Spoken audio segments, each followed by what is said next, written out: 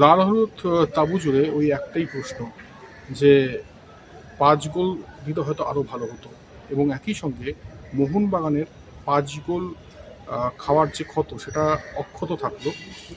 গতকাল যখন ম্যাচের ২২ মিনিট পেরিয়ে যায় সেই সময় ইস্টবেঙ্গল ৩ মোহনবাগান ০ এবং ওই একই সময়ে দাঁড়িয়ে 1975 আইএফএ শিল্ড ফাইনালের কথা কিন্তু প্রায় প্রত্যেকের মস্তিষ্কে চলে আসে। সেই সময় দাঁড়িয়ে 1975-এর ওই ম্যাচের কথা এজন্যই প্রত্যেকের মনে আসে, তার কারণ হচ্ছে সেই ম্যাচের যদি স্কোর লাইন বলি ইস্টবেঙ্গল ৫ মোহনবাগান ০ এবং যখন ইস্টবেঙ্গল ২২ মিনিটে ৩টি গোল করে দেয় তখন এটা প্রত্যাশিত যে ৫ গোল তারা দেবে। তবে যাই হোক, সুযোগ অবশ্যই পেয়েছিলেন ইস্টবেঙ্গল ফুটবলাররা। ৫৩ মিনিটে এডমন্ড একটা সুযোগ পান রশিদের ক্রস থেকে, সেই সুযোগটা কাজে লাগাতে পারলে তিনি নিজে ৪টি গোল করতে পারতেন, যেটা একটা মানে রেকর্ড হতো। যদিও তিনি যা করেছেন সেটাই বা কম কিসের, তবে ওই ৫ গোল মানে ৫ গোল সেটার সেই ক্ষত থেকে অক্ষত মোহনবাগান না।